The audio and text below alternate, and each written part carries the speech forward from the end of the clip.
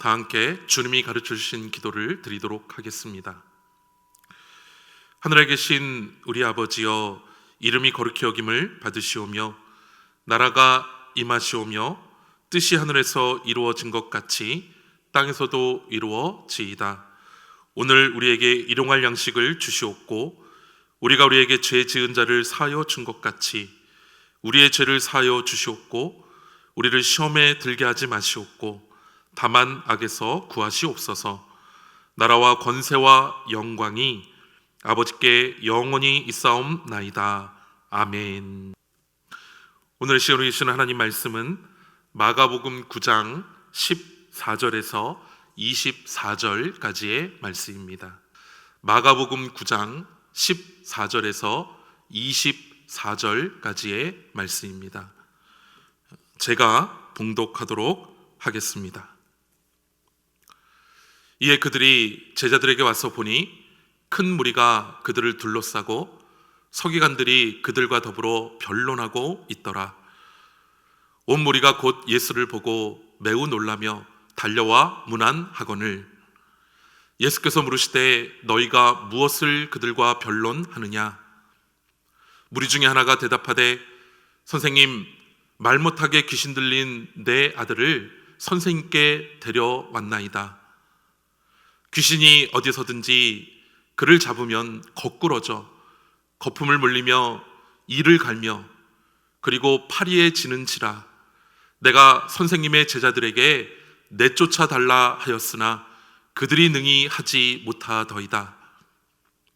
대답하여 이르시되 믿음이 없는 세대여, 내가 얼마나 너희와 함께 있으며 얼마나 너희에게 참으리요 그를 내게로 데려오라 하시매 이에 데리고 오니 귀신이 예수를 보고 곧 그 아이로 심히 경련을 일으키게 하는지라. 그가 땅에 엎드려져 구르며 거품을 흘리더라. 예수께서 그 아버지에게 물으시되 언제부터 이렇게 되었느냐 하시니 이르되 어릴 때부터니이다. 귀신이 그를 죽이려고 물과 불에 자주 던졌나이다. 그러나 무엇을 하실 수 있거든 우리를 불쌍히 여기사 도와주옵소서. 예수께서 이르시되 할 수 있거든이 무슨 말이냐? 믿는 자에게는 능히 하지 못할 일이 없느니라 하시니 곧 그 아이의 아버지가 소리를 질러 이르되 내가 믿나이다. 나의 믿음 없는 것을 도와주소서 하더라. 아멘. 할렐루야. 먼저 성령 충만함 받으시기를 주님의 이름으로 축원드립니다.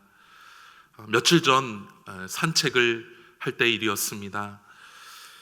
노년 사거리를 지나고 있는데 근데 참 보기 드문 광경이 그 앞에 펼쳐진 거예요.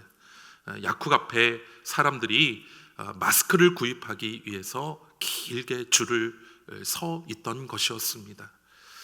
저는 매스컴을 통해서 정부에서 이러저러한 루트를 통해서 마스크를 판매할 것이고 또 그렇게 되면 여러 가지로 지금 이 마스크를 구입하기에 너무나 어려운 상황이 해결될 것이다 라는 그런 보도를 여러 번 보았습니다.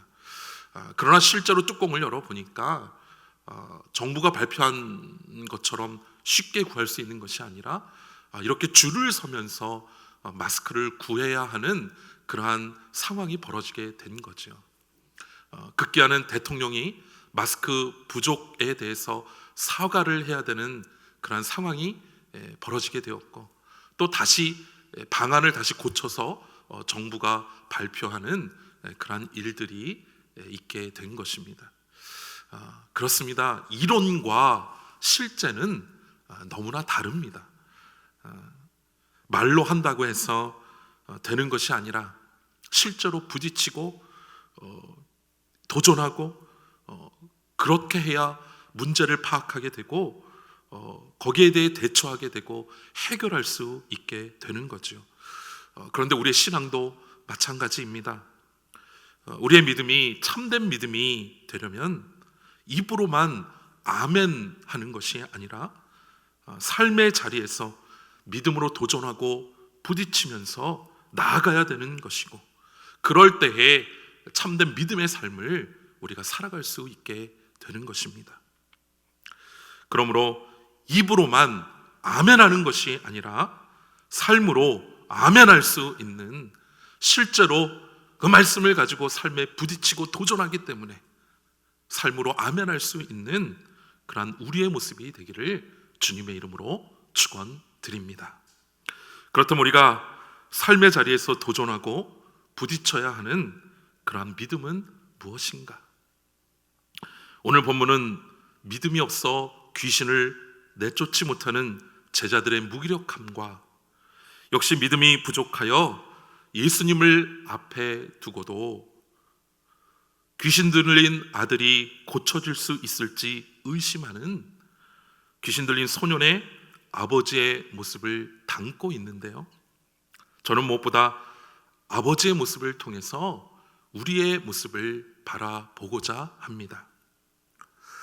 예수님께서 귀신 들린 소년에 대해 아버지에게 언제부터 이렇게 되었느냐고 그렇게 물으셨을 때, 소년의 아버지는 어릴 때부터 이러한 고통을 받았다고 대답하며 22절 말씀을 보면 예수님께 이렇게 간구하는 모습을 볼 수 있습니다. 무엇을 하실 수 있거든 우리를 불쌍히 여기사 도와 주옵소서. 여기서 무엇을 하실 수 있거든의 뜻을 원어대로 직역해 보면, 만약에 예수님 당신이 고칠 수 있는 능력이나 힘이 있으시다면 이러한 뜻이 됩니다. 소년의 아버지는 왜 이런 말을 했을까요? 그것은 바로 한 번의 실패 때문이었습니다. 앞에서 예수님의 제자들이 자신의 아들에게 있는 귀신을 내어 쫓는 것에 대해 실패하게 되자, 그 경험을 예수님과 연결해서 예수님도 실패할 수 있다는 그러한 생각을 이 아버지가 하게 된 것입니다. 성도 여러분, 예수님에게는 실패란 결코 없다는 것을 믿으시기 바랍니다. 그러게 믿음의 자녀라면 실패를 두려워해서는 안 됩니다. 믿음의 자녀는 실패해도 반드시 승리하게 되어 있습니다. 우리에겐 예수님이 계시기 때문입니다. 특히 우리는 십자가와 부활의 믿음을 가져야 합니다. 십자가는 세상이 볼 때 실패이지만 예수님은 그 십자가를 통해 우리를 구원하시고 부활하셨으며 승리하신 것입니다. 그 은혜가 바로 저와 여러분 가운데 항상 있다는 것을 잊지 마시기 바랍니다. 그러므로 우리는 삶의 자리에서 수없이 쓰러지고 넘어지고 실패할 때 오히려 담대하게 믿음으로 고백해야 합니다. 나는 십자가와 부활의 자녀이다. 반드시 승리한다. 나는 십자가와 부활의 자녀이다. 나는 반드시 승리한다. 이 믿음을 통해서 날마다 오히려 실패 가운데 주님의 놀라운 기적과 은혜를 맛보는 저와 여러분 되시기를 주님의 이름으로 축원드립니다. 감리교회 목회자로서 제가 늘 가슴 깊이 새기는 존 웨슬리 목사님의 말이 있습니다. 그것은 바로 신자도 언제든지 타락할 수 있다라는 그러한 이야기입니다. 그렇습니다. 우리는 항상 부족하기에 언제든지 타락할 수 있습니다. 그래서 항상 겸손해야 하고 항상 주님 앞에 회개로 나아가야 합니다. 그리고 그 무엇보다도 중요한 것이 있습니다. 어느 날 문득 저는 제가 참 많은 도움을 받고 살고 있다는 것을 다시 한번 깨닫게 되었습니다.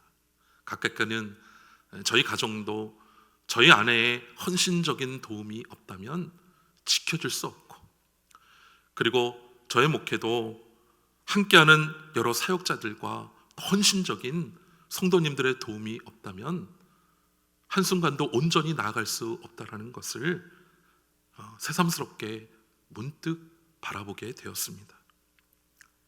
그러나 무엇보다도 가장 크게 깨달은 것은 바로 예수님의 도움입니다. 누구보다도 제가 여기 서 있을 수 있는 것은 바로 주님의 도움이 있기 때문인 것입니다. 22절, 24절 말씀을 보면 귀신 들린 소녀의 아버지는 반복해서 예수님의 도움을 구합니다. 특히 24절에서는 믿음 없음을 도와달라고 간구합니다. 저는 이것이 오히려 진실한 믿음이라고 생각합니다. 사실 우리에게는 믿음이 참 없습니다. 입으로 믿습니다 하여도 내면 속에는 끊임없이 불신앙의 마음이 있는 거죠. 그래서 믿음의 능력이 있는 사람은 스스로 나는 믿음이 좋다고, 나는 흔들리지 않는다고 그렇게 말하지 않습니다.